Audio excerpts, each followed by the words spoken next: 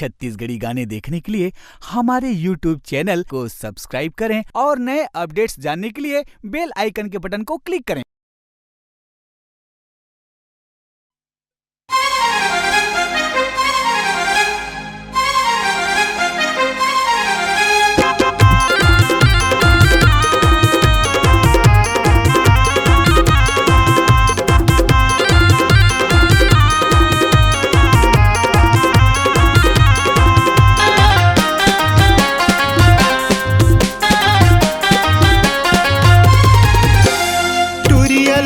मोर सपना माए रे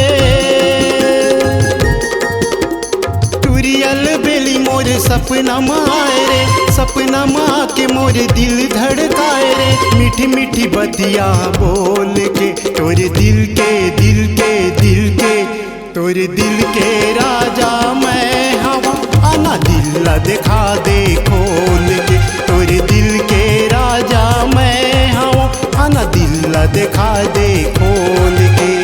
कोरबा के छेल मोर कॉलेज माए रे,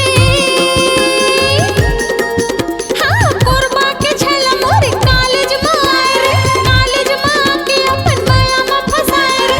मिठ मिठ बतिया बोल के तोरे दिल के दिल के दिल के तोरे दिल के रानी मैं हवा आना दिल दिखाऊं खोल के।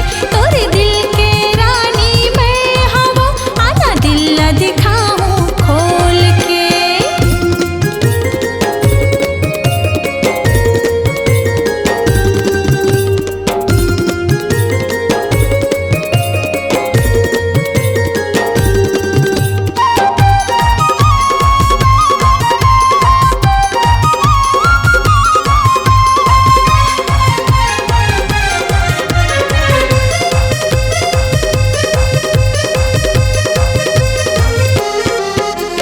जब से तोर संग नैना लड़े है दिल मोर तो बेकाबू है। जब से तोर संग नैना लड़े है दिल मोर तो बेकाबू है। मैं तो दीवाना तोर चाहत के मुड़ म करे का जादू है। परी जैसे लागे मोला सरग ले आए रे, परी जैसे लागे मोला सरग ले आए रे। सरग ले आके अपन माया ला बसाए रे। मीठी मीठी बतिया बोल के तोरे दिल के दिल के दिल के तोरे दिल के राजा मैं हवा आना दिल दिखा दे खोल के। तोरे दिल के राजा मैं हवा आना दिल दिखा दे खोल के।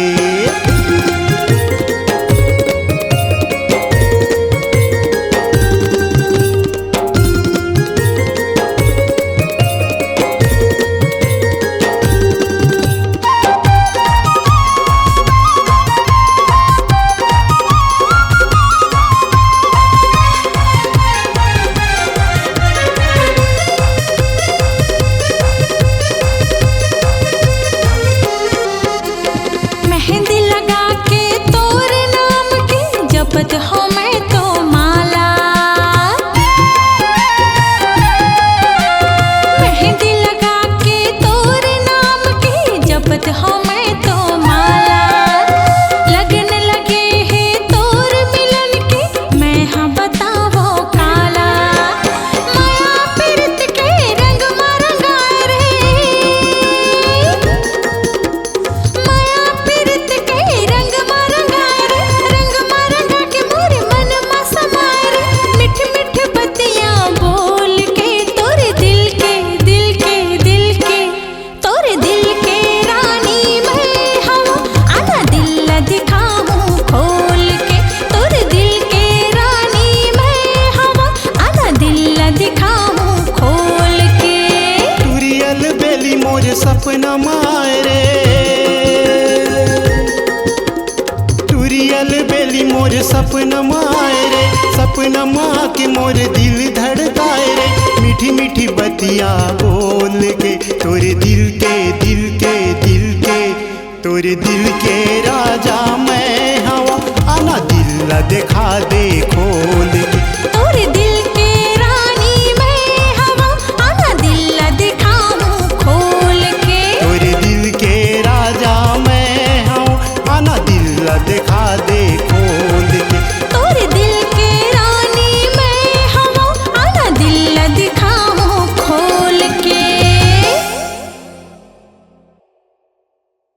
आपकी आवाज ही आपकी पहचान है। यदि आप अपनी आवाज को एक नया आयाम देना चाहते हैं तो चले आइए मल्टी ट्रैक डिजिटल रिकॉर्डिंग के लिए AVM audio video studio, Khamtarai, Raipur. Mobile number 9301523929 और 7869646201। यदि आप नए एवं पुराने गीत सुनना चाहते हैं तो avmgana.com में जाकर गाना फ्री डाउनलोड करें और YouTube चैनल में AVM गाना और KK कैसेट्स को सब्सक्राइब करें।